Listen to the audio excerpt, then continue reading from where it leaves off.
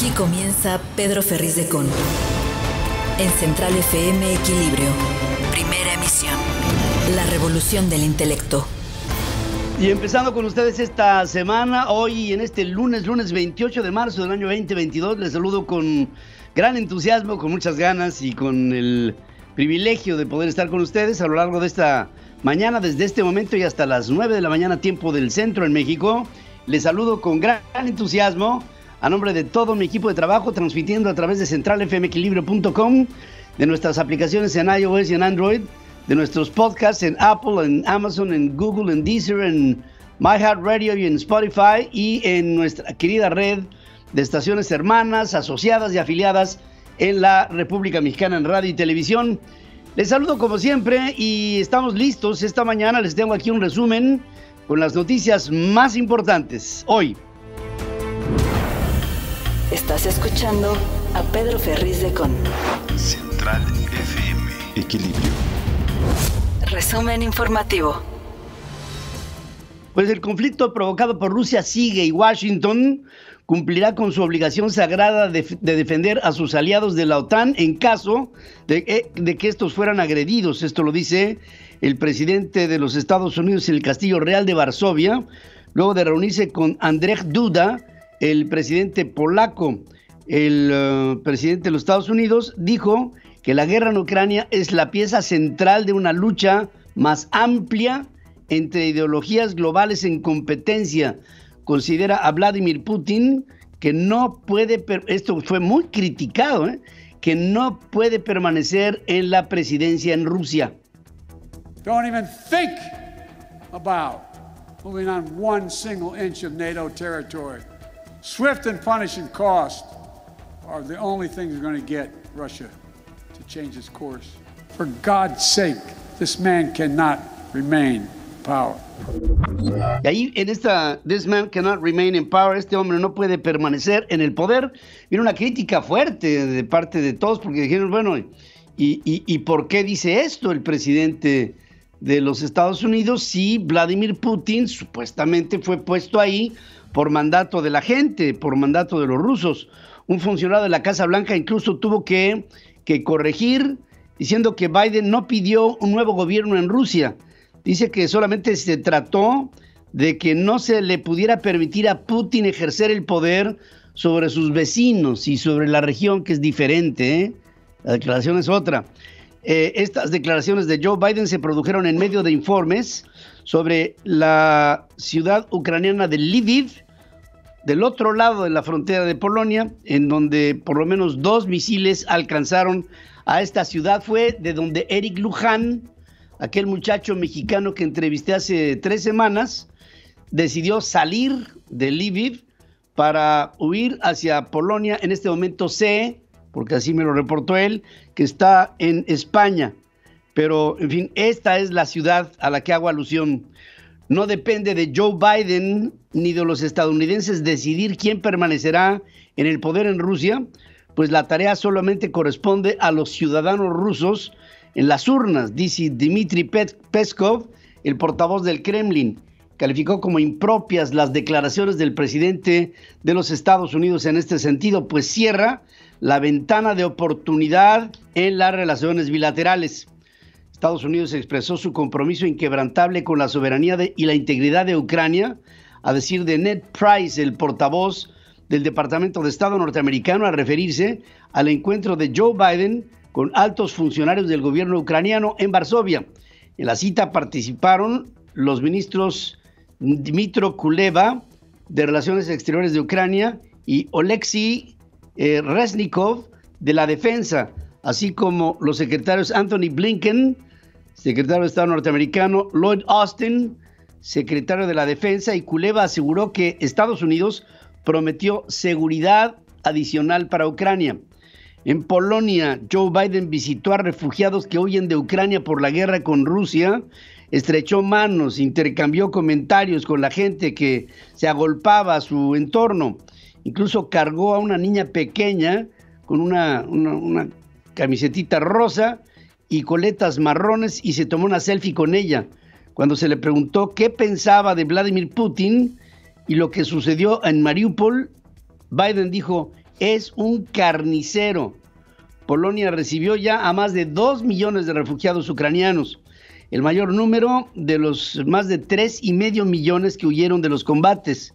El jueves, Biden anunció que Estados Unidos enviaría otros $1,000 millones para ayudar a Polonia y a los demás aliados del este con la crisis humanitaria, elevando la ayuda estadounidense a $2,000 millones desde el periodo previo a la invasión a Ucrania. El demócrata le dijo a su par polaco Andrzej Duda que reconoce la carga que soporta su país y prometió que Estados Unidos continuará brindando asistencia. Mientras que esto sucede, el general Sergei Rutskoy, ministro de la Defensa de Rusia, confirmó que el Kremlin supervisa de cerca la discusión de Occidente sobre el suministro de aviones y sistemas de defensa aérea a Ucrania. Advierte que la medida es un gran error porque prolongará el conflicto. Según informa, los objetivos de la primera etapa de la operación se cumplieron, pues el poder de combate de Ucrania, se redujo significativamente. Y si esta habla de una primera etapa, quiere decir que habrá una segunda etapa. Y pues el asunto agravia, ¿no? Mientras Emmanuel Macron, el presidente francés, pide evitar una escalada de declaraciones personales, explicando que lo único que hay que hacer es concentrarse para poner fin a esta guerra. El alarde que hace Rusia de sus armas nucleares alienta una peligrosa carrera armamentista, según dice Volodymyr Zelensky, presidente ucraniano, ante el foro de líderes políticos y empresariales en Doha. Pidió a Tamim bin Hamad, el emir de Qatar, uno de los 3 mayores productores de gas natural, que aumente su producción para contrarrestar los esfuerzos rusos de utilizar la energía como una forma de amenaza. Презирство і неминуче прийдуть наші Збройні Сили. Саме тому прості українські селяни голіруч беруть у полон пілотів збитих російських літаків, які... Ellos están alardeando que pueden destruir con sus armas nucleares no solamente un país en particular, sino al mundo entero. El futuro de Europa depende de sus esfuerzos. La neutralidad de Ucrania, uno de los puntos centrales de las negociaciones con Rusia para poner fin al conflicto, se estudia a fondo, dice Volodymyr Zelensky en una entrevista con medios de comunicación rusos. Reconoció que están dispuestos a aceptarlo siempre que no sea un documento al estilo Memorándum de Budapest, en referencia a los acuerdos firmados por Rusia en 1994, en los que se garantizó la integridad y la seguridad de 3 antiguas repúblicas soviéticas, incluida Ucrania, a cambio de renunciar a las armas nucleares heredadas de lo que fue la Unión de Repúblicas Soviéticas Socialistas. Rusia quiere dividir a Ucrania en 2, según dice Kirilo Budanov, jefe de inteligencia militar ucraniana, al anunciar que se desarrollará una guerra de guerrillas a gran escala para evitar esta secesión, esta división en 2. Delegaciones de Rusia y de Ucrania se reunirán en Turquía hoy para una nueva ronda de conversaciones, según dice David Arakamia, uno de los negociadores ucranianos. Estados Unidos y la Unión Europea anunciaron medidas para reducir la dependencia del bloque de gas ruso, mientras que Alemania adelantó que quiere prescindir rápidamente del carbón y del petróleo comprados a Rusia a raíz de la invasión a Ucrania. De acuerdo con un anuncio, Estados Unidos trabajará con sus socios internacionales y se esforzará por garantizar un volumen de gas natural licuado para el mercado de los 27, al menos el grupo de los 27, todos los países de la OTAN, por al menos 15,000 millones de metros cúbicos en el 2022. Además de este aporte al mercado energético europeo, un grupo de trabajo entre Washington y Bruselas se concentrará en la diversificación del abastecimiento de gas, muy dependiente de las compras a Rusia, especialmente en el caso de Alemania. Unas 300 personas murieron a causa de un ataque aéreo ruso en contra de un teatro que ya se estaba utilizando como un lugar de refugio antibombas en la asediada ciudad ucraniana de Mariupol. Esto fue a finales de la semana pasada, según el gobierno municipal, que citó testigos presenciales. En la Basílica de San Pedro, el Papa Francisco lideró a los obispos católicos del mundo en el acto de consagración al Inmaculado Corazón de María una oración para la paz por el conflicto ruso-ucraniano. Dijo que el mundo olvidó las tragedias del siglo XX y que todavía está bajo la amenaza de una guerra nuclear. Hay que destacar que casi al mismo tiempo miles de obispos de catedrales y capillas de todo el mundo rezaron la misma oración en lenguas locales, lo que dio lugar a uno de los acontecimientos eclesiásticos más coordinados que se recuerdan en la historia del catolicismo. Marcelo Ebrard, secretario de Relaciones Exteriores mexicano, puso en concordia con sus pares de Kazajstán y de Turquía en que debe de haber una salida pronta y pacífica al conflicto ucraniano. En Doha, Marcelo Ebrard se reunió con el secretario de Relaciones Exteriores turco, jordano y kazajo, con quienes destacó la cooperación entre naciones, según escribió en Twitter hace unas cuantas horas. La Embajada de Rusia en México negó que la mayor cantidad de integrantes de la Organización de Inteligencia Militar de Rusia, lo que se conoce como la GRU, se encuentren en México, como lo dijo Glenn Van Herk, jefe del Comando Norte de los Estados Unidos. Sostuvo que la afirmación no tiene fundamento y calificó como inaceptable que Washington trate de influir en actividades y decisiones soberanas del gobierno de México. A unos días de que se apruebe en comisiones en la Cámara de Diputados la reforma eléctrica, el canciller mexicano se reunió con John Kerry, enviado de la presidencia de los Estados Unidos al foro de Doha en Qatar. Habló sobre energías renovables y el cambio climático. En Twitter, la Secretaría de Relaciones Exteriores anotó: en el diálogo se resaltó el compromiso de avanzar juntos en la lucha en contra del calentamiento global y acelerar el uso de las energías renovables. Un hashtag socios, vecinos, amigos. Las acciones de el presidente López Obrador llevaron a un deterioro de las políticas energéticas de México, incluidos daños al medio ambiente, al buscar un mayor control estatal y limitar la competencia. Esta declaración fuerte es de Katherine Tai, representante comercial de los Estados Unidos, luego de convocar a una reunión virtual privada con miembros del Congreso, empresas energéticas y grupos ambientalistas. En un comunicado, la representación comercial destacó que los participantes señalaron que el presidente mexicano debilita la confianza de los inversionistas a expensas del medio ambiente, restringe las exportaciones de combustible de Estados Unidos y perjudica los esfuerzos para mejorar la competitividad en América del Norte. Jesús Zambrano, presidente nacional del PRD, respondió al presidente López Obrador que no aprobar la reforma eléctrica en la Cámara de Diputados no es una traición a la patria, sino por el contrario, lo dijo así. Y ojalá y se difunda bien sobre las posturas. ¿Quiénes están a favor de que se fortalezca la Comisión Federal de Electricidad y quiénes están a favor de las empresas extranjeras?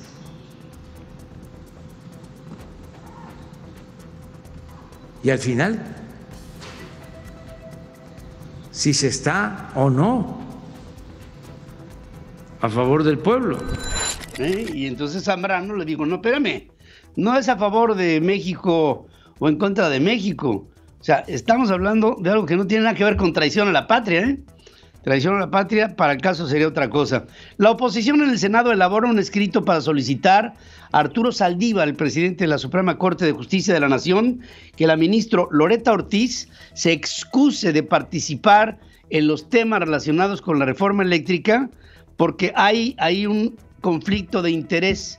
El alegato viene que cuando esta mujer fue legisladora, votó en contra de medidas que ahora el presidente Andrés Manuel López Obrador ve de otra manera y que está sesgada la opinión de Loretta Ortiz, porque Loretta Ortiz piensa, de principio, no como ministro de la Suprema Corte, sino como un adherente más del presidente Andrés Manuel López Obrador. Y por lo mismo le piden a esta ministro de la Suprema que mejor, si no ayuda, que no estorbe.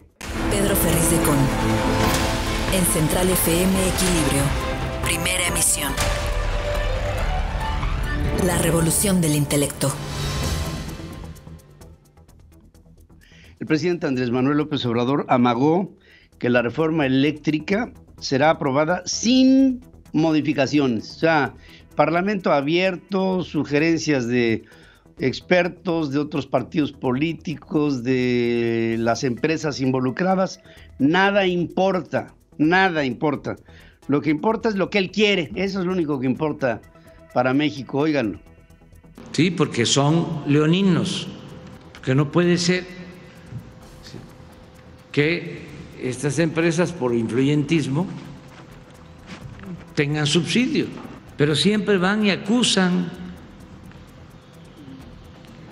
y que van a haber sanciones y que se está violando el Tratado de Libre Comercio. Nada de eso. Estamos combatiendo la corrupción. Y aquí, hace unos cuantos días, el jueves de la semana pasada, Ken Salazar, el embajador de los Estados Unidos en México, hablaba de la necesidad imperiosa de que se respetaran los contratos y los convenios y los tratados en los que se había invitado a capital extranjero a participar en la generación de energías alternativas. Luego de anularse las elecciones celebradas en noviembre por diversas irregularidades, el sindicato petrolero repondrá este lunes la votación de dirigentes locales en las secciones 10, con sede en Minatitlán, Veracruz, que siempre ha sido una sede, digamos, complicada. En la Ciudad de México, otra en Salina Cruz, en Oaxaca, y en Ciudad Carmen, Campeche, que es una de las más importantes por el ser el centro de actividad en Caltarell. El Centro Federal de Conciliación y Registro Laboral determinó que los comicios se realicen de nueva cuenta luego de la existencia de planillas únicas, coacción del voto y amenazas a disidentes principalmente en sus derechos laborales. El proyecto del Tren Maya armoniza el desarrollo económico y social con la conservación de los recursos naturales, y esto lo dice la secretaria del Medio Ambiente, después de que ha habido tantos y tantos ataques de muchos sectores para esta depredación tremenda que se está haciendo en el sureste mexicano, en la selva, en el subsuelo, con los cenotes, con los, todo el Sascab, que por arriba tiene una capa de coral, lo que es la zona de la península de Yucatán, y que atenta en contra de todos los mantos freáticos que van por debajo, o las corrientes freáticas que van por debajo de la tierra, y que para ellas no hay nada que prevenga el que se pueda dar en ellas un deterioro. Al concluir el aeropuerto Felipe Ángeles, el agrupamiento de ingenieros del Ejército se integró ahora a la construcción del Tren Maya en el tramo 5 que va de Tulum a Cancún en Quintana Roo, y ahora otra vez al Ejército Mexicano le dan un mandato que tiene que ver con la construcción. Yo no quiero decir que no haya especialistas en diferentes métodos constructivos para diferentes tipos de proyecto dentro del sector militar mexicano. Lo que llama la atención es que se dé en lugares especializados como aeropuertos o vías férreas, en las que hay asociaciones internacionales que integran a las empresas de infraestructura para esos fines en todo el mundo. Y ahí, créanmelo, no está registrado el Ejército Mexicano. En este pasado fin de semana, hace unas cuantas horas, en Sinapecuaro, esto en Michoacán, se dio otra matanza tremenda. 19 personas fueron acribilladas en una pelea de gallos de estos palenques clandestinos que se dieron en la noche, anoche. 19 personas, hubo 3 mujeres muertas en estos atentados que hablan del dominio tremendo que tiene el narcotráfico sobre todas las actividades de muchos lugares en la República Mexicana, en los que el narcotráfico ya es un cogobierno con respecto al gobierno. Llegaron y a mansalva, llegó un comando y empezaron a disparar a diestra y siniestra. 19 personas muertas. A días de la consulta de revocación de mandato, el INE no ha podido bajar los espectaculares que hay a favor de Andrés Manuel López Obrador, ya que desconocen quién los puso. El argumento es que la unidad técnica de lo contencioso espera la documentación de los supuestos contratantes. El 11 de marzo, la Comisión de Quejas del INE dio un plazo de 72 horas a partir de la notificación para que los propietarios de 278 estructuras o quienes las contrataron presentaran la información requerida. De lo contrario, deberían retirarlos. Los consejeros afirmaron que esta determinación es la única forma de saber quién pagó el gasto millonario de estos promocionales. Esta acción en contra de la propaganda fue cuestionada por la organización Que Siga la Democracia y simpatizantes de la propia Morena. Un proyecto de resolución que difundió el Tribunal Electoral del Poder Judicial de la Federación confirmó que no está permitida la propaganda gubernamental, incluidas las expresiones de servidores públicos en el periodo de veda por la revocación de mandato a realizarse en 2 semanas. El documento, cuyo ponente es el magistrado Felipe de la Mata, aclara el alcance del decreto aprobado por el Congreso, que consideraba que no constituyen propaganda gubernamental las expresiones de las personas o servidores públicos en el contexto de la consulta. Andrés Manuel López Obrador anunció la construcción de un hospital del Seguro Social junto a la refinería de Tula, pese a la veda por la revocación del mandato. Al presidente le importa poco si está o no en ley. Él hace y dice lo que se le bien pega la gana. Estamos en este terreno que originalmente iba a ser una refinería, se compró para eso, para construir una refinería en el tiempo del gobierno de Felipe Calderón, 1.800 millones de pesos, 700 hectáreas. No se hizo la refinería, nada más la barda. Y ahora, pues vamos a utilizar este terreno, una parte, 17 hectáreas, para hacer un hospital del Seguro Social. Bueno, quiero decirles que con esto de la revocación del mandato, de una manera muy, muy respetuosa, les invito para que hoy vean, al filo de las 6 de la tarde en diferentes plataformas, un debate respetuoso que sostendremos Jorge Suárez Vélez y un servidor. Jorge va a favor de el no presentarnos a votar el día de la revocación del mandato. Yo voy a favor, y conste que los dos digo a favor, unas en contra y otras a favor de que vayamos a votar para votar al presidente. Yo respeto mucho a Jorge Suárez Vélez por ser un analista espléndido. En esta ocasión tenemos un disentimiento. Él piensa que no hay que votar, yo pienso que sí debemos de acudir. Los argumentos los presentaremos juntos hoy por la tarde, a las 6 de la tarde, tiempo del centro de México, por diferentes vías que están siendo convocadas a través de las redes sociales. Yo las tengo puestas ahí en @PedroFerriz y en mi espacio de Facebook, en personaje público, hasta arriba, están allá en el pin hasta arriba, y les invito para que vean este debate. Creo que podrá sacar a muchos de la duda de acudir o no acudir a votar por la revocación del mandato. Ahí argumentaremos, tanto Suárez Vélez como su servidor, de que es hoy por hoy el tema más polémico que se presenta en la vida política de México. Les invito, no hay ejercicio más hermoso que debatir por algo que se considera positivo, bajo argumentos diametralmente opuestos, que tienen que coincidir en el punto de la razón, y ese punto de la razón es tuyo nada más. Ni lo que yo diga, ni lo que diga Suárez Vélez, sino lo que tú concluyas de lo dicho por los dos.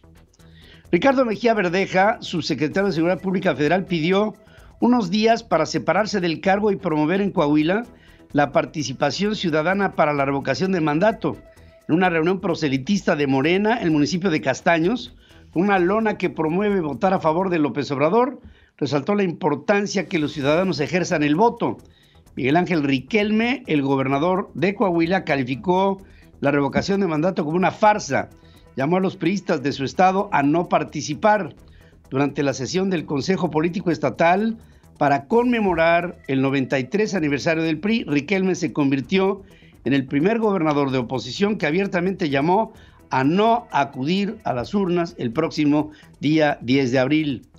Úrsula Patricia Salazar Mojica, coordinadora de Morena en el Congreso de Tamaulipas, sobrina de Andrés Manuel López Obrador, es señalada por supuestos moches tras la difusión de un audio en redes sociales en las que en esta grabación de poco más de 2 minutos, presuntamente, esta mujer se pone de acuerdo por teléfono con un proveedor al que le pide inflar facturas. En el material no se precisa si la conversación se dio ahora que Salazar es legisladora, cargo que asumió en octubre pasado, o si ocurrió antes de ese momento. Lo voy a sacar con todos mis proveedores. Entonces, por eso te preguntaba, ¿hasta cuánto tú me puedes devolver el efectivo? Ese dinero yo te lo pago a ti y tú me lo regresas a mí. Conmigo súbele lo que tú le tengas que subir. Si yo no tengo problema con eso, ya te lo dije. Yo no tengo problema con eso, ya te lo dije, y a ver cuánto me puedes dar a mí en efectivo, es lo que dice esta sobrina del presidente Andrés Manuel López Obrador. Qué bonita, diría mi querido Pompín Iglesias, qué bonita familia, con un cúmulo de denuncias penales en su contra por lavado de dinero, abuso de autoridad, coalición de servidores públicos, falsedad y peculado de 12,000 millones de pesos. Jaime Bonilla, que fuera gobernador de Baja California por 2 años, del 1 de noviembre del 2019 al 31 de octubre del 2021, se reincorporó al Senado de la República, según una carta enviada a Olga Sánchez Cordero, presidente de la mesa directiva, fechada el 25 de marzo. Policías auxiliares que fueron victimados por Sandra Cuevas, presuntamente victimados, ¿no?, como alcalde de Cuauhtémoc, interpusieron un recurso para la revocación del auto con el que el juez dio por cumplida la disculpa pública de la funcionaria, pues consideraron que no cumplió con los lineamientos establecidos, según informa Ulises Lara, vocero de la Fiscalía General de Justicia de la capital del país. Gabriel García, uno de los abogados de Jaime Rodríguez Calderón, señala que los derechos del exgobernador de Nuevo León son violentados al no ser notificados de la audiencia programada para el 11 de abril ante un juez federal. Explica que el plazo venció el viernes. Abundó que no tiene acceso al derecho fundamental de la resolución de su situación, de su posible situación jurídica. Y en ello, bueno, más adelante les voy a dar el micrófono. Los cárteles del narcotráfico ven a los menores de edad que reclutan como un recurso manipulable, prescindible y de bajo costo, según advierte el Observatorio Nacional de Prevención de Reclutamiento de Niñas, Niños y Adolescentes por parte de la delincuencia organizada. Las actividades ilícitas que desarrollan los niños van desde ser halcones, espiar a rivales, autoridades, ser mulas, o sea, llevar droga consigo, o trasladar drogas y narcomenudeo, hasta el reclutamiento de otros menores, la extorsión, la vigilancia de casas de seguridad y el sicariato. La alerta se desprendió de un informe del observatorio creado dentro de la Secretaría de Seguridad y Protección Ciudadana Federal para concentrar información que ayude a prevenir y atender de manera específica a esta población que llega a la delincuencia, les ofrece el señuelo de un dinero, y a partir de ahí, pues esos muchachos se pierden desafortunadamente. Orlando Leonardo N., nieto de Agustín Alonso Mendoza, alcalde de Yautepec, Morelos, y sobrino de Agustín Alonso Gutiérrez, diputado local, fue detenido luego de haber asesinado a una joven y herido a 4 personas en el carnaval del municipio. Vamos a hacer una pausa, si me lo permite. Hoy les estoy haciendo una pregunta en nuestras formas de consulta, que espero de ustedes una respuesta, pues como siempre, ¿no?, sensata. Resulta que te pregunto a ti, ¿percibes ya inaugurado al aeropuerto Felipe Ángeles como un logro a la altura de México. Yo les agradezco mucho que pasen a nuestras formas de consulta en @centralfm, en @pedroferriz, en www.centralfmequilibrio.com, en nuestras aplicaciones en iOS y en Android. Ahí estamos, como siempre, para servirles y para escuchar de ustedes su opinión. ¿Percibes que este aeropuerto, independientemente de lo que te digamos, percibes a este aeropuerto a la altura de las aspiraciones del México que todos queremos? Esa es la pregunta que te hago. Pedro Ferriz de Con y su editorial. En Central FM. Equilibrio. El tema político que centra a México, en donde está la atención puesta de prácticamente todos los sectores del país, está cifrado en lo que va a pasar en nuestro país dentro de 2 semanas. Vamos a ver en México una primera convocatoria en la historia a nivel nacional, en la que se convoca a la revocación del mandato de un presidente de la República. Hay muchos aspectos que van en contra de la percepción que tenemos de esta convocatoria. Hay que ver que la convocatoria la hace el presidente de la República y su grupo político. Hay que ver que en la convocatoria, si bien es cierto, hubo la participación de muchos, de todos los sectores de la vida política de México en la elaboración de las modificaciones al artículo 35 de la Constitución, del 84 de la Constitución y del cuarto transitorio, que son los que le dan cuerpo a esta serie de modificaciones que le dan paso, le dan curso, cauce a la revocación del mandato. Esta ya a partir de este momento es un mandato constitucional entendido así como un derecho y como una obligación de la ciudadanía, el acudir a estar presentes para votar a favor o en contra del presidente. Hoy por la tarde me convocó un grupo de ciudadanos de Sí por México para que hiciéramos un ejercicio. Jorge Suárez Vélez, un economista y analista político extraordinario, que he de decir que el día que se incorporó a las filas de la Reforma para ser parte del cuerpo de editorialistas de ese periódico, yo, después de haber leído su primer artículo publicado ahí, no tuve otra cosa que hacer más que hablarle a los dueños del periódico y felicitarlos por esta nueva adquisición, porque respeto muchísimo a las opiniones de este hombre. Jorge Suárez Vélez es una persona muy preparada, con mucho horizonte, muy pensante, objetiva y clara. Y al mismo tiempo creo que es un gran mexicano que todo lo que opina va, así lo veo, a favor de México. Ahora, Jorge Suárez Vélez tiene la idea de no acudir al proceso revocatorio, de no hacer presencia en este día 10 de abril. Y tiene sus razones. Razones que conozco, que conocemos todos. Y no se trata de que porque lo conocemos, toda la argumentación que va en contra de las condiciones con las que se genera esta revocación de mandato, no significa que, desde mi punto de vista, que no tengamos que acudir. Al contrario, pienso que la adversidad que se nos propone es razón suficiente para que, en lugar de ausentarnos, vayamos.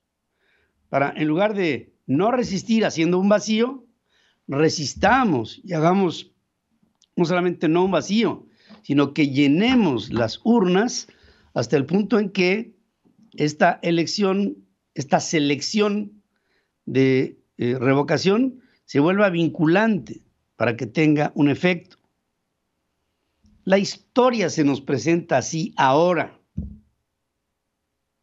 y nosotros tenemos que responder justo cuando las condiciones para ejercer nuestra democracia no son las mejores, cuando las condiciones mismas para ejercer el proceso revocatorio no son las más favorables.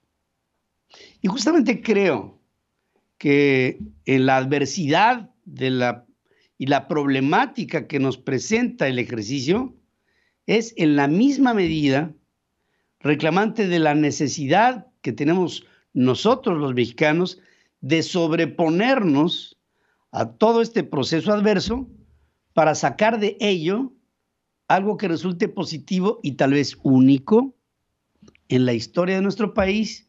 Y digo único porque este es el único momento que podremos decir, si es que no vamos, sería el único momento del que podríamos gozar de un proceso revocatorio en el que el colegio electoral que convoca es todavía un colegio electoral dependiente de la ciudadanía, ya que si dejamos que este hombre siga en el poder, hablo de López Obrador, el próximo proceso electoral que vivamos, para lo que sea, ya no va a ser ciudadano, ya no va a tener un colegio ciudadano que convoque, ya va a ser un Instituto Nacional Electoral, como quiera que tome forma, dependiente del presidente de la República, porque lo tomará, estoy seguro, porque los ataques sistemáticos que ha habido al Instituto Nacional Electoral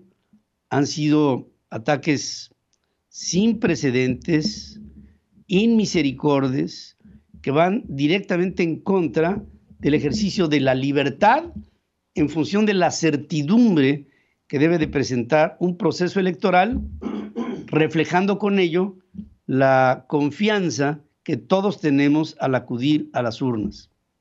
Dudar de este proceso revocatorio es dudar del INE, pero más que nada es dudar de nuestra democracia.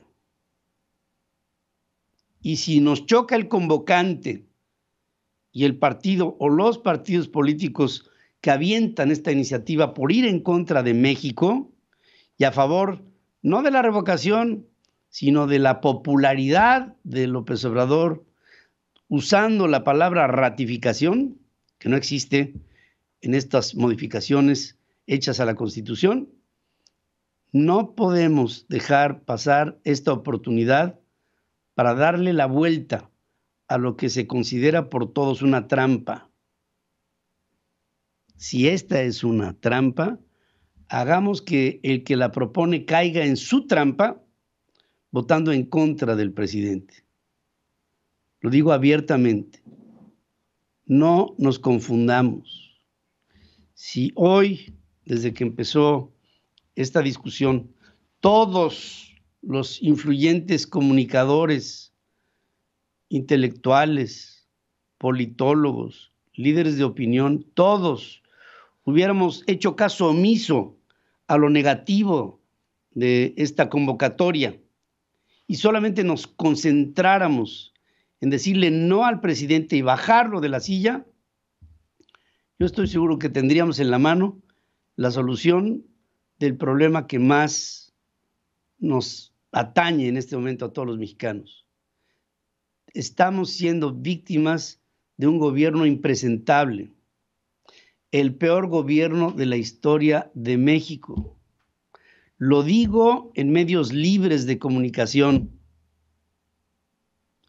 Lo digo con la convicción de lo que les estoy proponiendo.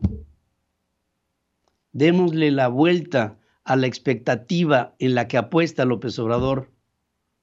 López Obrador está haciendo esta convocatoria porque sabe que México tiene una sociedad indolente, que al primer llamado de alguien para decir hágale evasiva al presidente, nadie se presentaría, porque la opinión más cómoda en la democracia es no hacer nada. Pero yo les digo, yo no creo en la abstención activa. Yo más bien pienso que el que se abstiene a una convocatoria ciudadana para revocar un mandato y no va, lo que está haciendo es convertirse en cómplice de aquel que propone la trampa. Y esto es inadmisible. Yo sé que es polémico lo que les estoy diciendo, pero es la única solución que tenemos a la mano para cortar de tajo a este gobierno inaceptable para la historia de nuestro querido México. El país se nos está yendo de las manos. Quisiera que nos diéramos cuenta, porque de otra suerte, pronto no habrá México, o por lo menos no habrá un México como el que conocimos o como el que esperamos tener. No te equivoques. Vota el día 10 de abril. Vamos a votar a López Obrador de la silla presidencial. Hagamos que él caiga en la trampa que nos ha puesto. La entrevista con Pedro Ferriz de Con. Central FM. Equilibrio. Estoy en comunicación con Santiago Krill Miranda. Él es presidente de la Comisión Política del Comité Ejecutivo Nacional del Partido Acción Nacional. Querido Santiago, te saludo esta mañana. Buenos días. Muy buenos días, Pedro. Qué gusto saludarte y muchas gracias por invitarme a tu programa. Muchas gracias a ti. Oye, fíjate, Santiago, que estoy viendo que ustedes identifican en una ministro de la Suprema Corte de Justicia de la Nación, dados cargados al ella en otro tiempo haber manifestado sobre el tema de la reforma eléctrica, condiciones que prejuzgarían lo que en ella tendría que ser un proceso de neutralidad, y por lo mismo están pidiendo que Loretta Ortiz no participe en lo que pudiera ser un proceso decisorio dentro del cuerpo colegiado de la Suprema Corte, lo que marcaría un hito. Yo no recuerdo un condicionamiento así en la historia hasta donde tengo memoria, y yo quisiera que me dijeras en base a qué están ustedes haciendo esta petición. Mira, en base a un conflicto de interés muy claro y muy evidente, que es el hecho de que ella, la ministra Ortiz, participó como diputada federal en el año 2013 como integrante del grupo parlamentario del PT, votó en contra de la reforma constitucional que cambia el esquema de la generación de energía eléctrica. La reforma estructural que se lleva a cabo en la época del presidente Peña. Pero no solamente eso, votó en contra de las distintas legislaciones secundarias, es decir, de las legislaciones reglamentarias que le dan, digamos, cuerpo a la reforma en materia eléctrica. Entonces, no solamente votó en contra de la reforma constitucional y de las reformas reglamentarias, también tuvo distintas participaciones, tanto en lo que se refiere a la reforma constitucional como a las reformas en materia de legislación secundaria. Y déjame platicarte esto. En esas intervenciones no utilizó solamente argumentos constitucionales, sino argumentos de carácter ideológico y político. Es decir, tiene una visión totalmente distinta a la que plantea la reforma del 2013. Ella piensa que esa reforma cede soberanía, ella piensa que esa reforma es una reforma antinacionalista, es una reforma que va en contra de los intereses de México, es una reforma que al final del día no le va a ayudar al país. Su visión política es una visión política en contra de lo que se hizo en el 2013, y ya viendo las participaciones, leyendo las participaciones de ella en el 2013 y después en las reformas a la legislación secundaria, que fueron varias, se ve, digamos, ya un sesgo muy claro. Critica constantemente, digamos, el esquema que va a devenir en corrupción, critica al PRI, critica al PAN, pero desde el punto de vista ideológico político, ahí es donde está el problema, porque lo hace, digamos, ya de entrada de una visión totalmente distinta a la que propone o a la que propuso y a la que tenemos hoy en día de la reforma que se lleva a cabo en el 2013. Entonces, ella ya prejuzgó, ahí está el punto, ella ya prejuzgó. Entonces, ¿qué sucede? Por cierto, ella fue fundadora del Partido Morena, no solamente fue integrante del grupo parlamentario del Partido del Trabajo, también fue fundadora del Grupo Morena y tuvo varios encargos durante la precampaña y el periodo de transición por parte del presidente de la República. Entonces se identifica plenamente, digamos, con esa ideología, con esa manera de ver al mundo, con esa cosmovisión, llamémosle así. Es respetable, pero ciertamente no es compatible con su función de poder juzgar objetivamente una reforma que hizo el grupo de Morena, es decir, del partido que ella fundó, y que trata de echar abajo la reforma del año 2013 por la puerta de atrás, con una reforma de legislación secundaria que es totalmente inconstitucional. Entonces ella, al analizar esa nueva reforma que plantea Morena, lo hace justamente con la óptica ideologizada, con la óptica política, con la óptica que ella manifestó ya en sus exposiciones en el 2013 con motivo de la reforma constitucional y posteriormente con motivo de las distintas reformas que se llevan a cabo durante la instrumentación de esa reforma constitucional, que se le denominan reformas de carácter reglamentario o legislación secundaria.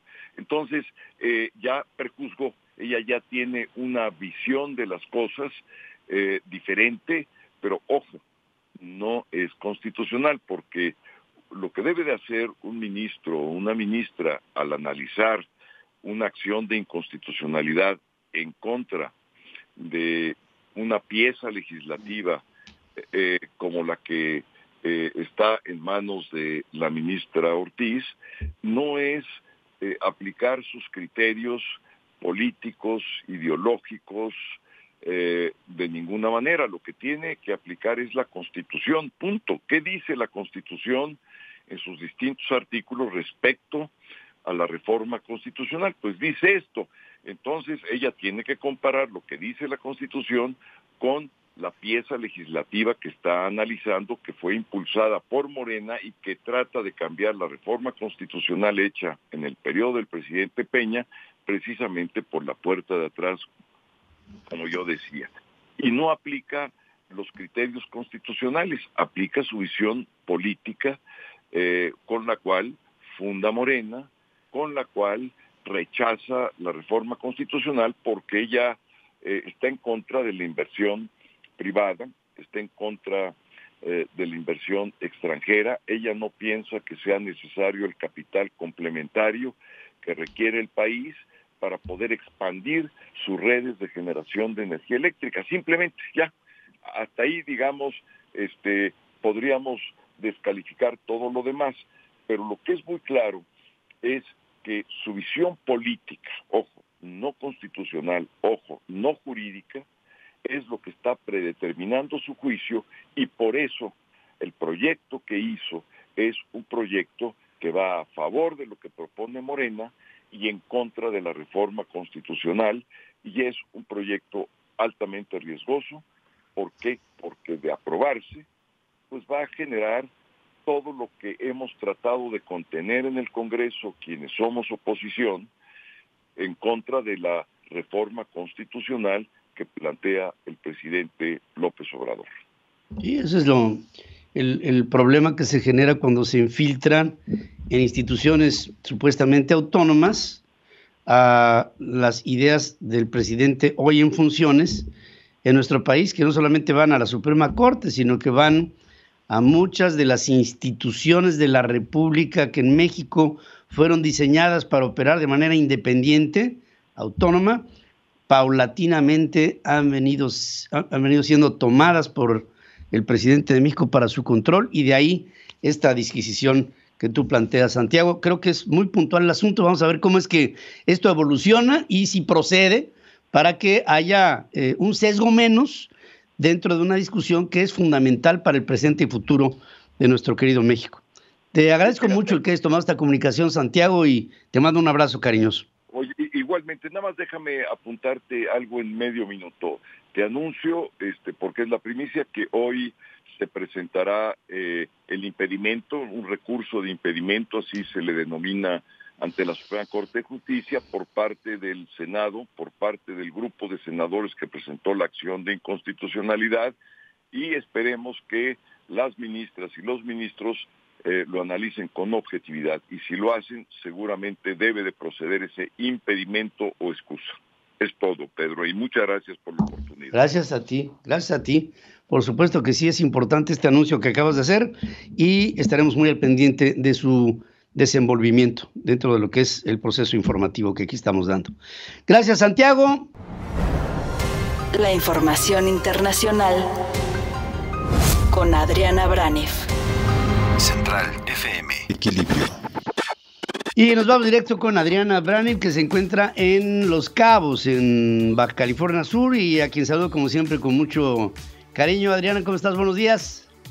Buenos días, Pedro, te saludo con muchísimo gusto. Otro fin de semana de guerra, y lo que yo quiero rescatar de lo que se dijo este fin de semana, pues es esto o esta frase, decir, las palabras importan, el poder de las palabras es poderoso.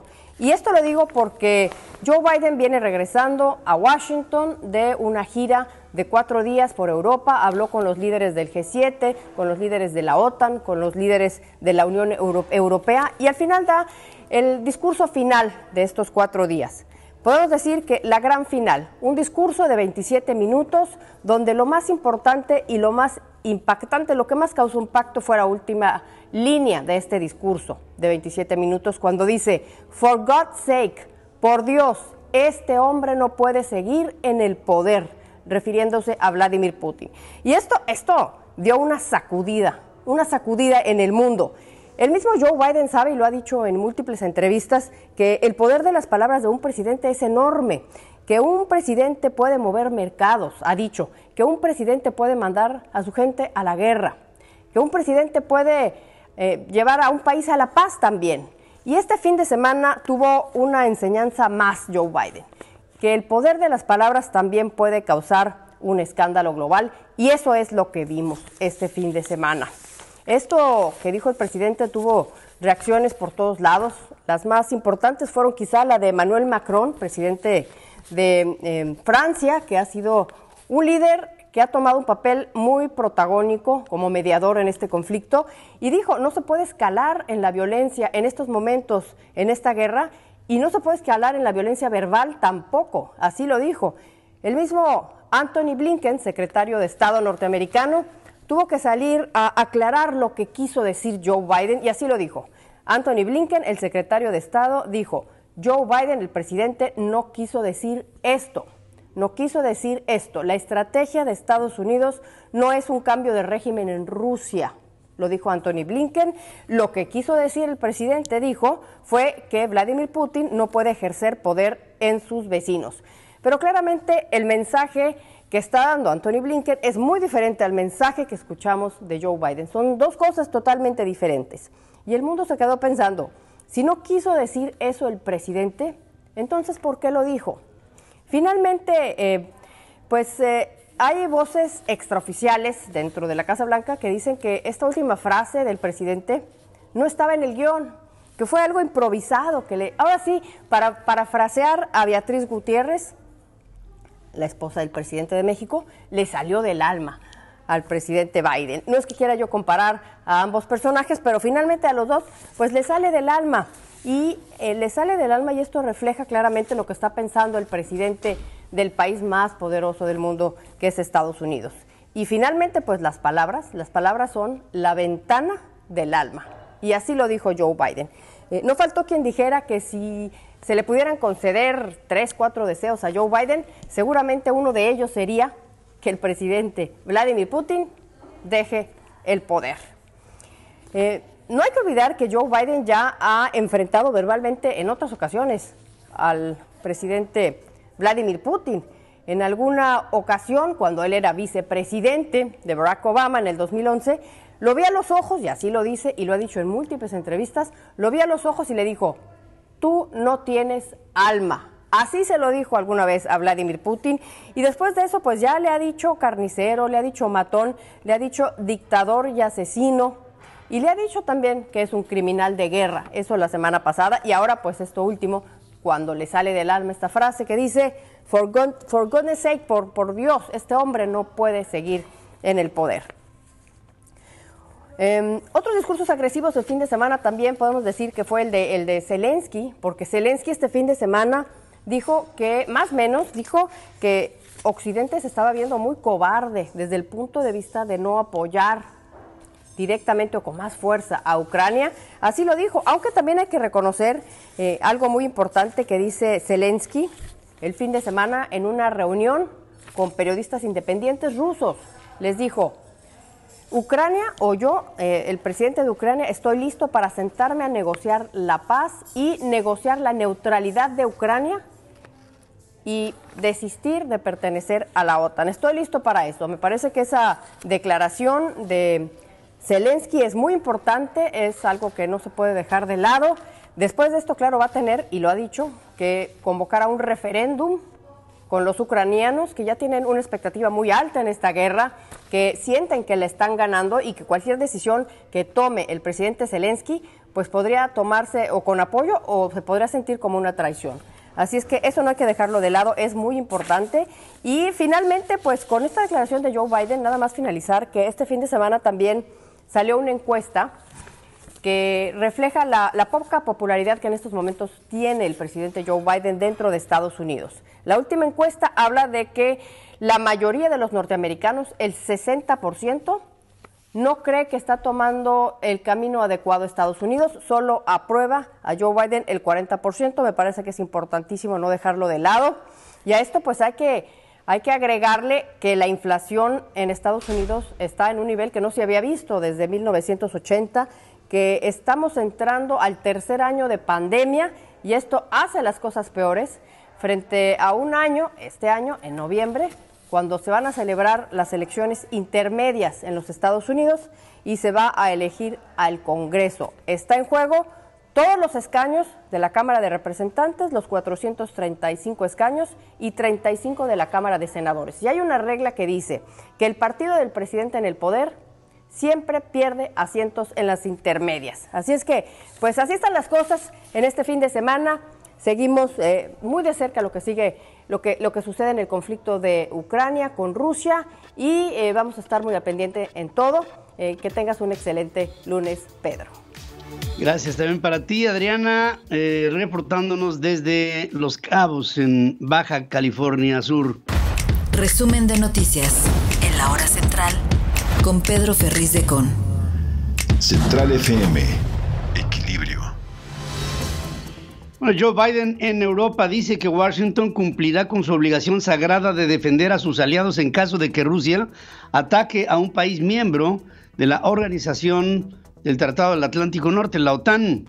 Joe Biden también consideró que Vladimir Putin no puede permanecer en la presidencia de Rusia. Y esto dio muchas cosas que hablar del presidente de los Estados Unidos, porque luego vino Dmitry Peskov, el portavoz del Kremlin, y dice: no depende de Joe Biden quién vaya a ser el próximo presidente de Rusia o quién debe de estar al frente de la presidencia.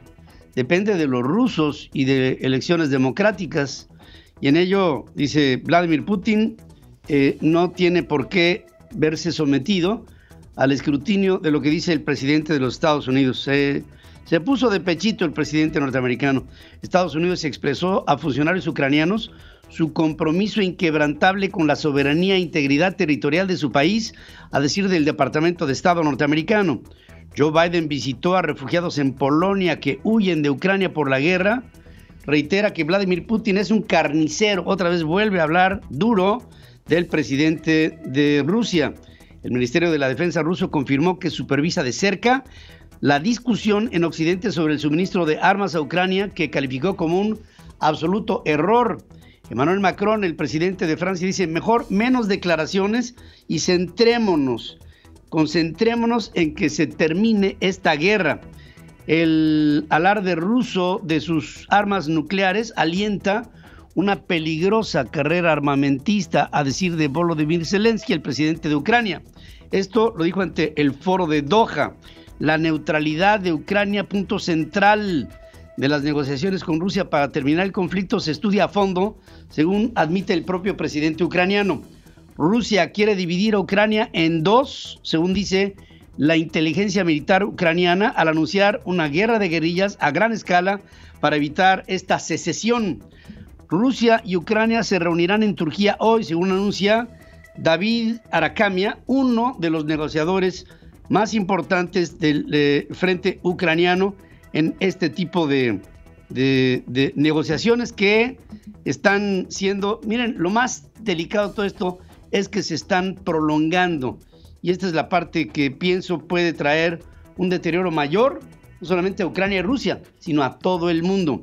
Estoy en comunicación gracias a el fundador de Centinelas del Agua AC, miembro de Jaguar Wildlife Center, buzo y guía de turismo de naturaleza, Otto von Bertrand, a quien saludo esta mañana. Otto, buenos días, Otto. ¿Qué tal, Pedro? Buenos días, qué gusto estar aquí contigo. Pues mira, nada más por ver el escenario que te rodea, me das una profunda envidia. Uy, no, si te llevara aquí a unos 2 kilómetros para atrás te alarmarías, es súper triste. Yo sé, se está llevando a cabo un ecocidio ahí, Otto, y entiendo que para hacer un derecho de vía en un lugar tan sensible como este que hoy tú nos tratas, pues tendría que verse con todo un sentido de responsabilidad para no afectar a un entorno ecológico. ¿Crees que se pudo haber hecho de otra forma o que de plano no debió de haberse realizado este proyecto del tren? Mira, la primera versión que anunciaron que iba a ser sobre las torres de alta tensión, de hecho es aquí a unos cuantos metros, no estaba nada mal, porque ya era un territorio impactado y bueno, no sonaba tan mal y no iban a tumbar árboles, en efecto.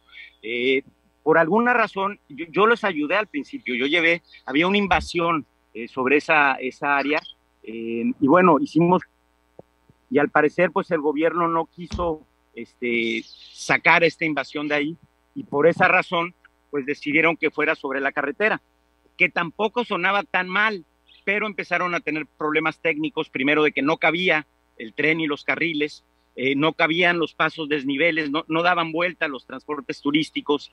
Entonces, en una ocasión que vino el presidente, pues decidió hacerlo elevado, dijo que como en el periférico, que era muy fácil, y fue cuando anunció que lo iban a hacer los militares, pero volvieron a tener problemas porque estos pilotes que estaban poniendo, pues como que se les desfondaban, se les iban a las cuevas. En el mismo tiempo se abrieron 2 socavones, uno enfrente de Vidanta y otro enfrente de Pamul, que provocaron un desastre en la región y una desconformidad en el pueblo. Después de la pandemia empieza el turismo con un caos vial tremendo y bueno, de buenas a primeras, de un día para otro, o sea, el día 15 todavía anunciaron la última presentación, Jiménez Pons, que seguía el plan sobre la carretera y que iba a haber expropiaciones, porque ya en el Inter anunciaron este famoso decretazo, que obviamente fue diseñado para esta situación.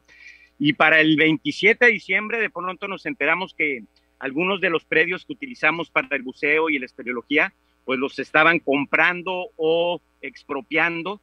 Y bueno, nos enteramos del nuevo trazo que corría 5 kilómetros adentro por la selva, por un área prístina, forestada, y que son los manantiales de todos los ríos subterráneos y los cenotes, donde hay mucha fauna silvestre registrada.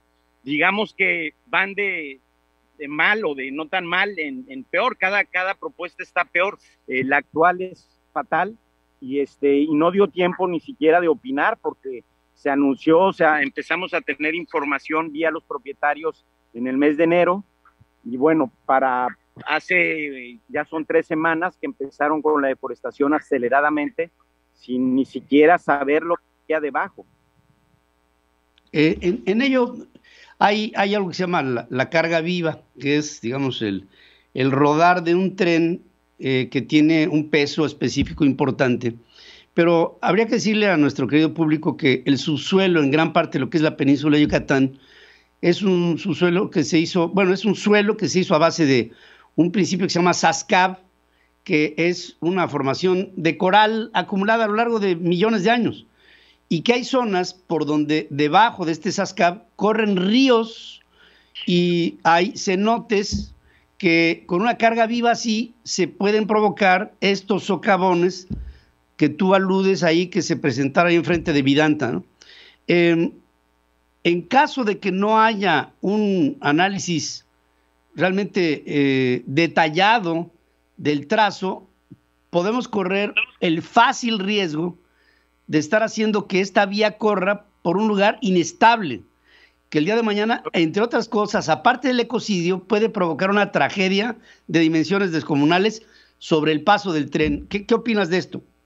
Sí, no, es que lo están haciendo sobre el peor trazo posible, porque geológicamente la península de Yucatán completa es una piedra kárstica, una piedra caliza que brotó del mar, era fondo de arrecife, digamos. Y bueno, a través de calentamientos globales y glaciaciones ha ido conformando pues estas características caprichosas que son el acuífero de la península. No hay ríos, todo se va por el subsuelo, pero existe una falla, una llamada falla de Holbox, que corre de Holbox a Tulum, que determina un flujo hacia el mar. Toda esta agua que está en la península fluye hacia el mar a través de estos conductos que conocemos como ríos subterráneos y que son los más largos del planeta Tierra, son increíbles y están justamente entre Playa del Carmen y Tulum. Ahí es donde ya hay cerca de 1.500 kilómetros de ríos subterráneos explorados y se estima que cuando menos hay 5 veces eso. O sea, es un mundo a explorar, es la siguiente frontera científica a nivel entendimiento del agua, a nivel entendimiento del planeta y la paleontología. En estos sitios han encontrado vestigios humanos de más de 13,000 años de antigüedad, más de 10 esqueletos, muchos vestigios paleontológicos de megafauna, y está el registro a la vez de toda la historia del planeta, de los niveles del agua. En fin, tenemos mucho estudio en proceso, porque no podíamos accesar a estos sitios hasta hace 20 años que se empezó la tecnología para bucear fue mayor. Entonces son sitios de reciente descubrimiento, pero este nuevo trazo les pega a todos, como corre de norte a sur, pues haz de cuenta que les corta las venas a los ríos subterráneos, aparte de la segmentación de los hábitats de la fauna silvestre, porque cabe decir que los jaguares, los pumas y todos necesitan también de estos cenotes para vivir en época de sequías. Entonces con el tren les van a cortar el acceso y ya no van a poder, van a segmentar el hábitat. Y bueno, los daños pueden ser terribles, simplemente un derrame de diésel, un derrame de aceite, los mismos rebabas del metal del tren se van a ir al subsuelo y en consecuencia se van a ir a los ríos subterráneos y van a llegar al mar y van a llegar al arrecife. O sea, las consecuencias a largo plazo sí son fatales porque estamos poniendo en riesgo la ecología, el turismo, la subsistencia. Puede ser en 5 años, seguro va a ser en 10, 20 años y nos vamos a lamentar. Un día vamos a decir, ¿y dónde quedó el mar Caribe transparente? ¿Y dónde quedaron las arenas blancas? Como ya lo vemos con el sargazo, eso no estoy inventando nada. Hoy tú vas a la playa, llegó un viento del este y están horribles las playas por el sargazo. Bueno, lo que estamos provocando con el Tren Maya y esta construcción sin estudios, con un capricho, y yo creo que diseñada desde una servilleta en Palacio Nacional, las consecuencias ecológicas van a ser por generaciones. O sea, les vamos a devastar la selva y un sistema único en el mundo de ríos subterráneos, no solo a las generaciones de mexicanos, sino es un patrimonio de la humanidad y un atractivo turístico, y la razón por la cual tenemos trabajo todos los que vivimos aquí, ¿no? Entonces tenemos que conservar, porque ese es el atractivo turístico, y es nuestro pulmón, y es la fuente de vida, ¿no? Es el agua dulce. ¿Sabes qué, Otto? Es un asunto de respeto a nuestra madre tierra, a la naturaleza, a este patrimonio que es de todos, y que aparentemente no hay nada que se le oponga, y yo te pido a ti y a muchas personas mexicanos que están haciendo una defensa de el escrúpulo que hay que tener por un lugar extraordinario, único en el mundo, como lo que ahí tenemos, que es una belleza extraordinaria, que solamente los que la hemos vivido y hemos estado abajo en las entrañas de la tierra, allá en la zona de los cenotes y de los ríos profundos, subterráneos, los que tenemos una idea de lo que estás diciendo, y es un ecocidio que no podemos tolerar, no podemos, y estoy seguro que no vamos a tolerar, porque esto no es bueno para México. Otto von Bertra, lo que te quiero decir es que agradezco tu trabajo, Otto, agradezco tu postura y tu valor para defender lo que es nuestro, y te mando un abrazo con todo mi cariño. Gracias, Pedro, y a la orden cuando gustes. Gracias. Otto von Bertra es fundador de Centinelas del Agua, AC, miembro de Jaguar Wildlife Center y buzo y guía de turismo de naturaleza. Un hombre que ama al lugar del que nos está hablando y que nos está diciendo abiertamente, esto no puede ser, no se puede tolerar esto para México. Este Tren Maya por esta vía no puede pasar. La entrevista con Pedro Ferriz de Con. Central FM. Equilibrio. Bueno, quiero ver cuál es la situación jurídica de Jaime Rodríguez Calderón el Bronco, y por lo mismo quiero agradecer a Víctor Olea, que es el jefe del grupo de abogados defensores de Jaime Rodríguez, el que toma esta comunicación. ¿Cómo estás, Víctor? Buenos días. Muy buenos días, Pedro, a tus órdenes, como siempre. Preguntándote, Víctor, ¿cuál es la situación jurídica de tu defendido? Pues mira, hay varios frentes abiertos, querido Pedro, te los comento. Primeramente, como todos ustedes saben, hay un delito electoral por el que un juez de control del Estado de Nuevo León no solo vinculó a proceso a don Jaime Rodríguez Calderón, sino que decretó su prisión preventiva. Al respecto, en esa misma resolución, el juez de Nuevo León determinó declinar su competencia al fuero federal. El expediente relativo ya fue enviado al fuero federal y estamos a la espera de que se fije una audiencia ante un juez de control federal, mismo juez que tendrá la facultad de revisar, confirmar, modificar o revocar las determinaciones que el juez de control de Nuevo León llevó al efecto. Desde luego estamos a la espera de que se nos notifique formalmente esa audiencia y ahí ejercitaremos todos los derechos de defensa ahora ante el juez del ámbito federal. Desde luego tenemos alguna información por los medios, aunque no se nos ha comunicado formalmente, de que esta audiencia ante el juez federal será aparentemente el día 11 de abril. Ahora, en todo ello, el momento en que pasa del ámbito local, se pudo haber presumido que el hoy gobernador del estado, luego de haber fincado una denuncia hace prácticamente 4 años a Jaime Rodríguez Calderón, consolida un proceso que, pues aparte de ser un proceso jurídico, era una especie como de promesa política, pasa al ámbito federal y las condiciones de lo local a lo federal pueden favorecer al Bronco. Pues nosotros pensamos que con un análisis más objetivo, más realista y más jurídico, la autoridad jurisdiccional en materia federal tendrá probablemente una visión distinta a la que tuvo el Poder Judicial en el Estado de Nuevo León y la propia Fiscalía de Delitos Electorales del Estado de Nuevo León, quien a sabiendas de que no tenían competencia para investigar o judicializar este tema, lo hicieron con el afán de encarcelar al exgobernador.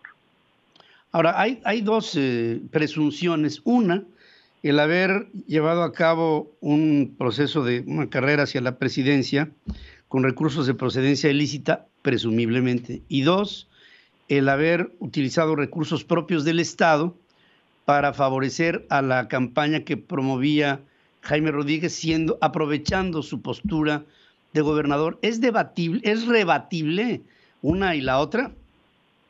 Sí, definitivamente sí, Pedro. La acusación concreta por este delito electoral deriva de que supuestamente una empresa es la que hizo aportaciones no a la campaña del exgobernador, sino a diversas personas que a su vez llevaron a cabo la promoción del voto. Sin embargo, como se lo sostuvimos al juez de Nuevo León y ahora lo haremos ante el juez federal, el exgobernador no tiene ninguna vinculación con esa empresa, no es socia de esa empresa, no hay una sola prueba que vincule a don Jaime Rodríguez Calderón con esa empresa y tampoco está probado que precisamente esas personas promotores del voto de la candidatura independiente del hoy exgobernador hubieran tenido una vinculación con él. Realmente no hay elementos de convicción sobre el particular.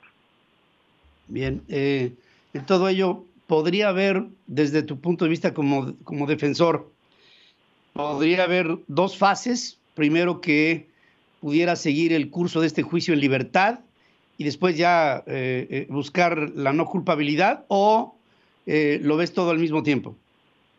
Pues nosotros vamos como defensa a intentar que el juez federal de control analice todas las argumentaciones que le vamos a hacer valer en su oportunidad y en primer término revoque el auto de vinculación y desde luego también ponga en libertad a don Jaime Rodríguez Calderón. Esa es nuestra expectativa, lo que fundadamente le vamos a plantear, pero desde luego dependerá del juez federal el análisis de todos los planteamientos que se le hagan sobre el tema, ¿no?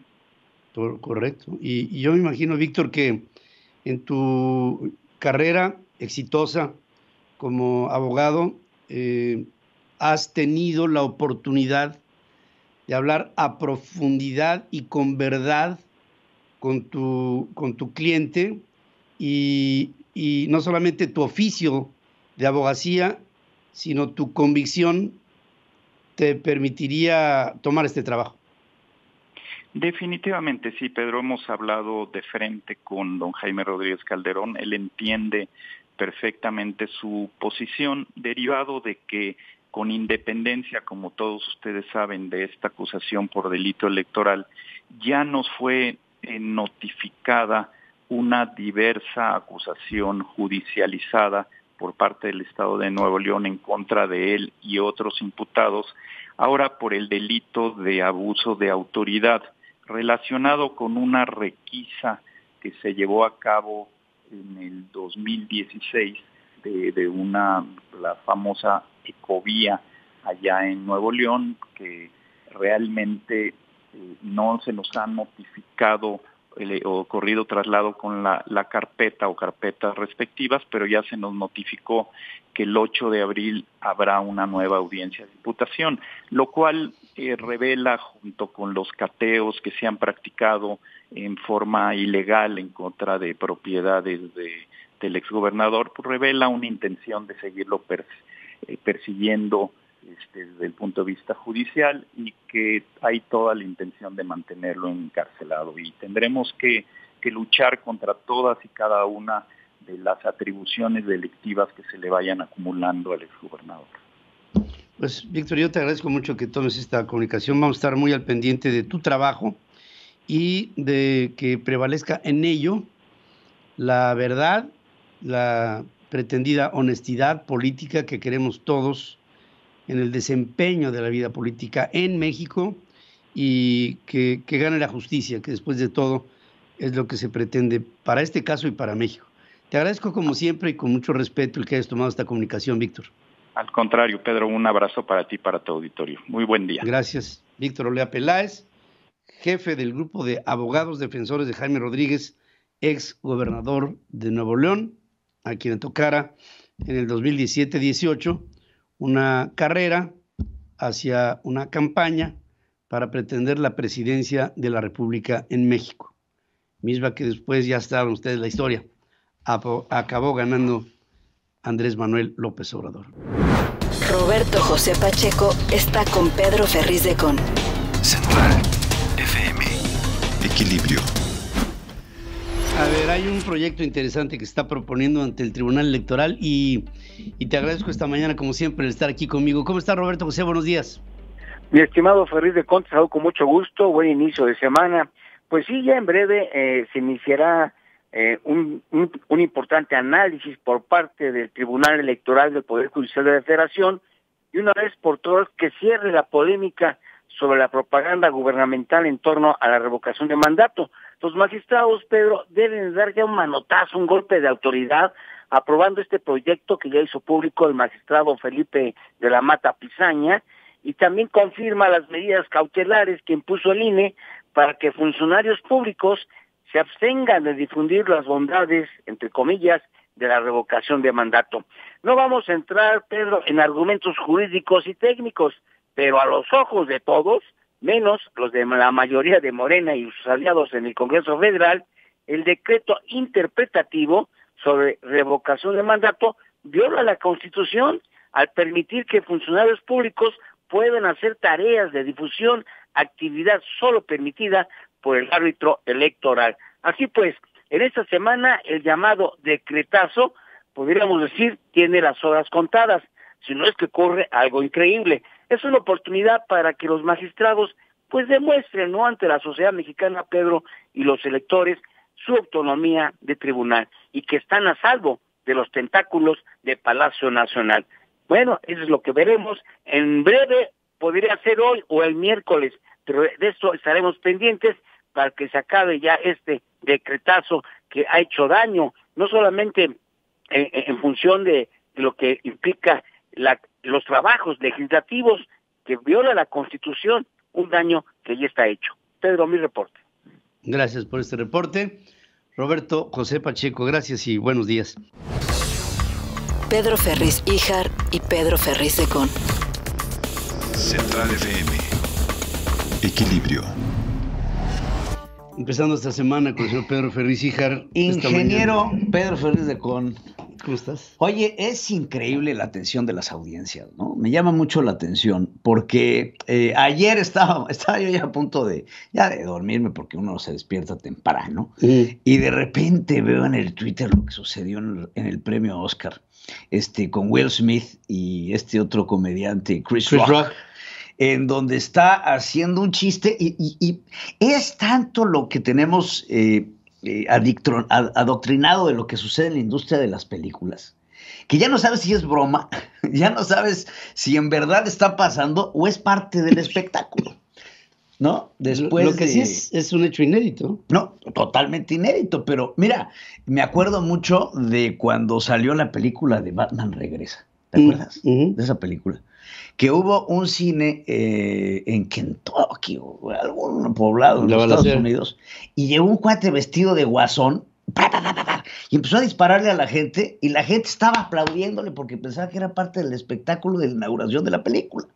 Entonces, ante esto, vemos el día de ayer en el premio Oscar en donde un comediante está haciendo un chistes muy pesados, porque son chistes muy pesados los que hacen, y no nada más los vemos en ceremonias como el Oscar, sino también, bueno, en las mismas ceremonias que hacen en la casa del presidente de los Estados Unidos. Hay un Press Day en donde se critica a la prensa y al presidente les dan con todo, ¿no? Esta situación que lo llaman en el tema, en términos de comedia, de getting burned, ¿no? El que te queman, los roasted que suceden en este tipo de actos de comedia. Pero ayer, entonces, este comediante, Chris Rock, hace un chiste y mete en el chiste a la esposa de Will Smith, que se está quedando calva, tiene un problema de alopecia. Sí. Y hace un chiste se presentó rapada porque este mismo problema de alopecia, y hace un chiste sobre ello. Y entonces así reaccionó este otro actor que, por cierto, ayer también ganó un Oscar. Sí, Will Smith ganó un Oscar. Un Oscar por la película que hace sobre la historia de las hermanas Williams. Exacto. Entonces, ya no sé si esto fue actuado o no fue actuado. Fíjate, al principio se le ve a Will Smith que está gozando del... Estaba riéndose. Está riéndose. Pero su esposa claramente estaba agraviada por el asunto. Sí. Es una enfermedad lo que sufre ella. Y entonces es muy rara la alopecia en las mujeres. Sí, es muy rara. Es muy rara la alopecia en las mujeres. Pero bueno, la esposa tiene alopecia. Así como yo tengo alopecia, ¿no? ¿Oye? Sí, entonces, pues sí, esto después... abre un debate enorme sobre lo que hizo Will Smith, si estuvo bien por defender a su esposa o si lo que cometió fue un delito, porque es assault. Al final del día, en los Estados Unidos, Chris Rock pudo haber, que no hizo, demandado a Will Smith. Puede todavía, pero no lo ha hecho. El Departamento de Los Ángeles hasta el momento no recibe ningún tipo de demanda de Chris Rock en contra de Will Smith. Ahora, yo te lo digo, en el ámbito de la televisión y más en ese tipo de contratos, el presentador firma una cantidad de disclaimers que no te quieres imaginar, previendo cualquier tipo de circunstancia para quitarle la responsabilidad al organizador de los premios, porque tienen que estar cubiertos por todos los aspectos, ¿eh? Entonces, pues habrá que ver también qué tanto está protegido el actor que está presentando y el actor que está agrediendo ante una circunstancia como esta, ¿no? Porque al final del día, esto es un reality show, porque es un reality show, y estos reality shows están blindados con contratos por todos lados. Hay previsiones por todas partes. Ahora, después él, cuando recibe su Oscar, se arrepiente, ofrece una disculpa, llora.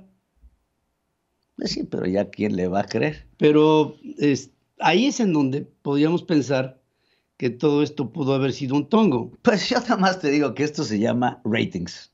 Esta es una guerra de ratings. Ahora, hay que tomar en cuenta que es el tercer año. Bueno, pasaron 2 sin Oscar. Sin Oscar. Después este es el tercer año en el que ya tocaba Oscar y ya hubo el una pasado situación... fue virtual. Sí, fue virtual. El primero fue suspendido, después fue virtual y ahora este que es presencial. Pero y bueno, a cachetadas se agarraron. Eso pues quita la atención de otro conflicto, que es el de Ucrania, y de otro conflicto, que es el del COVID-19 en los Estados Unidos. Y es aquí donde viene la atención de las audiencias. Pero ahora vámonos a la atención de las audiencias en México. Viene la revocación de mandato, vienen temas importantes en donde el pueblo está siendo, el presidente está siendo fuertemente escrutinado, me quiero imaginar, por un pueblo, en donde hay que sacar temas, ¿no? Y hoy el presidente de México vuelve a hablar del avión presidencial, pero haciendo el ridículo, porque ya se rifó.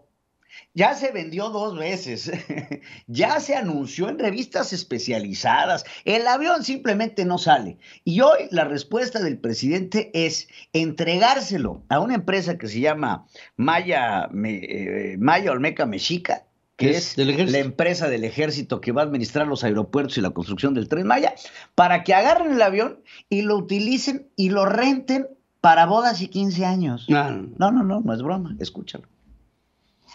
Es que no se ha podido vender porque lo hicieron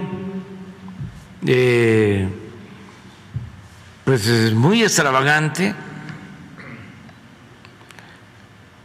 y está hecho a la medida, es decir, lo hicieron como lo solicitaron y darle otro uso, reconvertirlo para que tenga sus, ¿cuántas son? 240 sillas.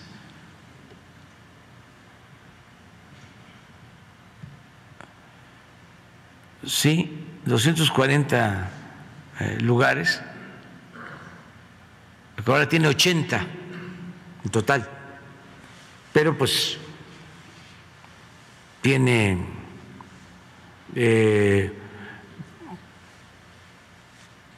de lujo, de gran turismo y de primera.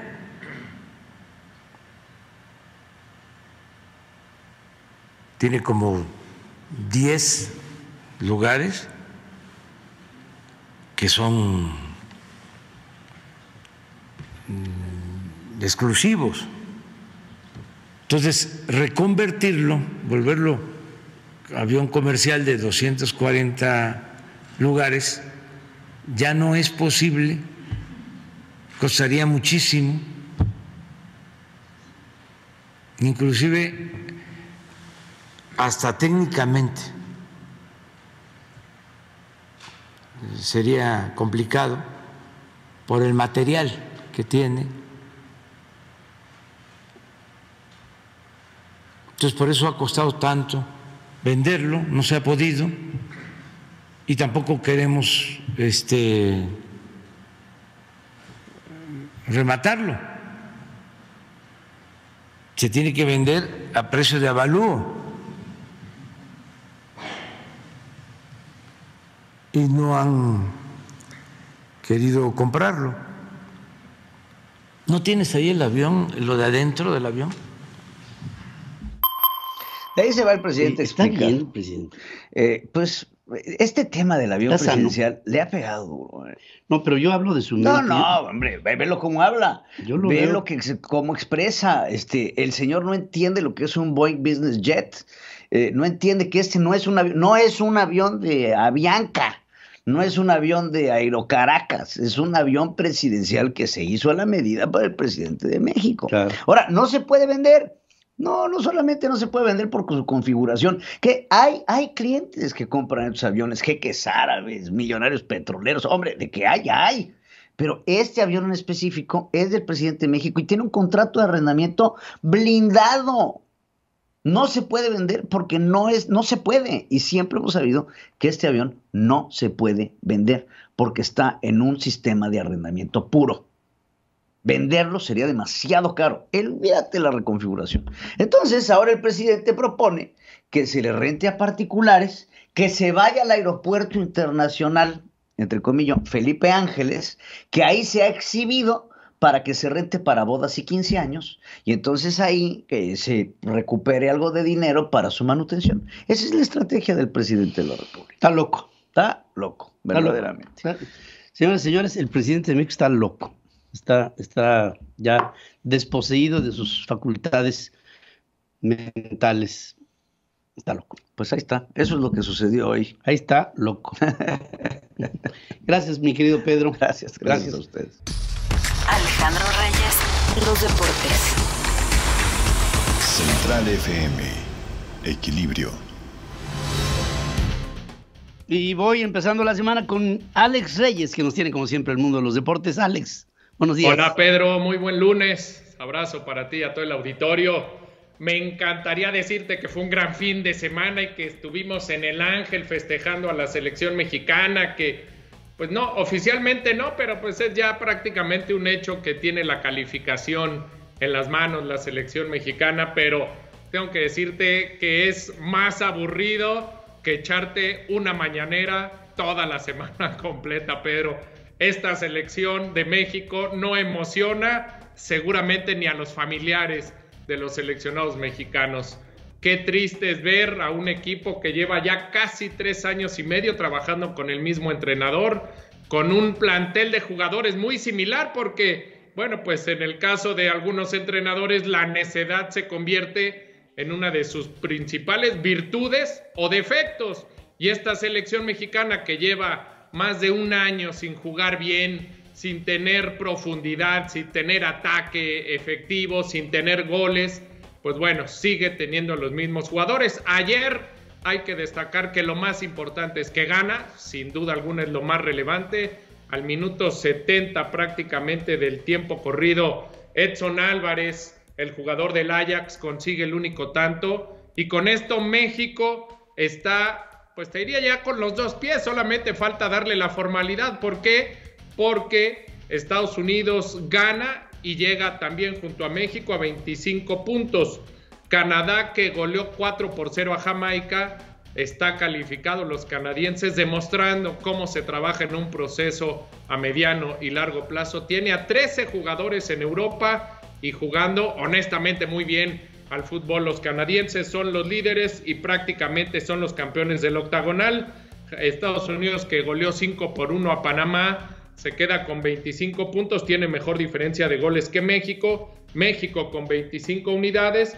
Y Costa Rica, que es el único que podría bajar a México de la calificación directa, derrotó a El Salvador 2-1.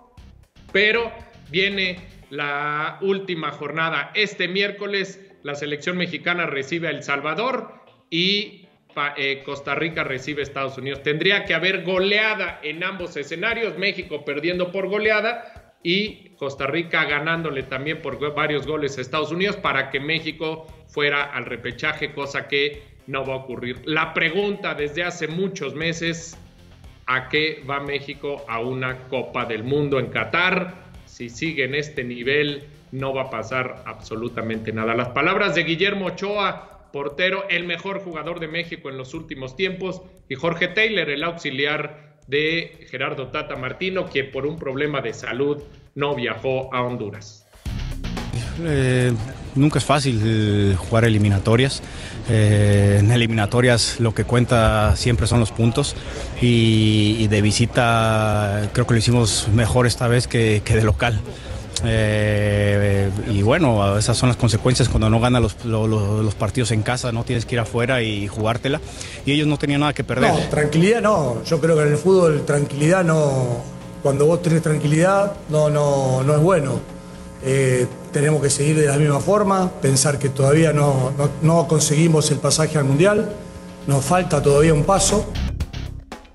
Bueno, pues la gran pregunta a partir de ahora, bueno, del miércoles que se oficialice la calificación a Qatar, ¿debe o no seguir Gerardo Martino de aquí a prácticamente 9 meses en los que iniciará la justa mundialista? En fin, ya veremos, termina el octagonal este miércoles en el Estadio Azteca. Y el otro tema del fin de semana, no el golpe de Will Smith en los Óscares, que era referente, y su presencia referente a una película muy buena, por cierto, La vida de las hermanas Williams en el tenis, y él escenificando al papá, muy buena actuación, pero pues lo que fue el Checo Pérez, que creo sí vale la pena destacar, primera pole position en la historia para un piloto mexicano, ni Pedro Rodríguez, ni ningún otro piloto lo había conseguido. Vale la pena resaltar lo hecho por Checo Pérez. La mala fortuna se da en la vuelta 16, cuando lo mandan a pits e inmediatamente saliendo se da el accidente de Nicolás Latifi de Williams. ¿Y esto qué hace?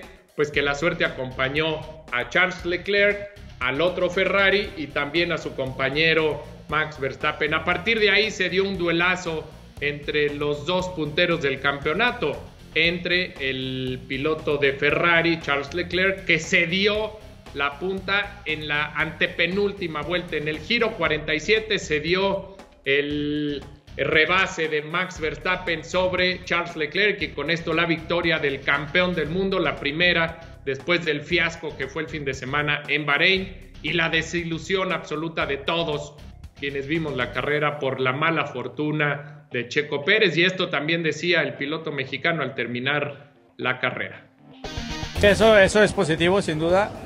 Entonces, a mirar para adelante y seguir trabajando.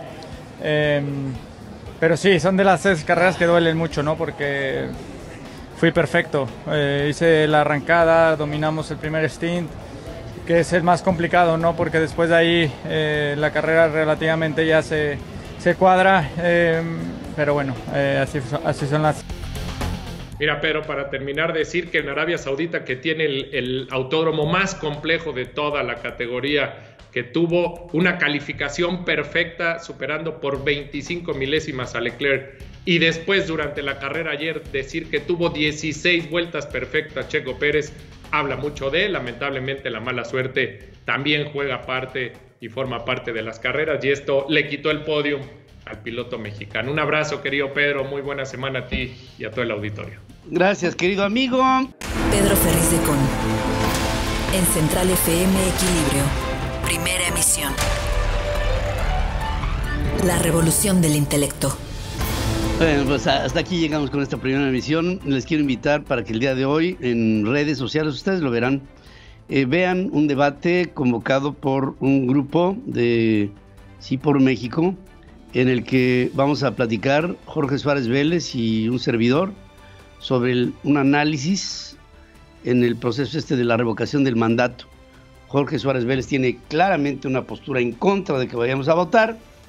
Yo tengo justamente lo contrario, una idea de que lo que tenemos que hacer es justamente eso, y en un marco de respeto podremos demostrar que, tanto Jorge como un servidor, que podemos discutir, podemos discernir, podemos pensar diferente, pero cuando hay respeto se puede dar un producto terminado que es constructivo para todo México. Espero que nos vean hoy a las 6 de la tarde, tiempo del centro en México, en redes sociales. Ya obviamente habrá las referencias y están puestas. Yo las puse ahí en mis redes para que ustedes también vean y tomen el link de dónde pueden entrar conmigo. Gracias. A nombre de todo este equipo se despide usted, su amigo Pedro Ferriz de Con. Hasta aquí presentamos a Pedro Ferriz de Con. En Central FM Equilibrio. Primera emisión. La revolución del intelecto.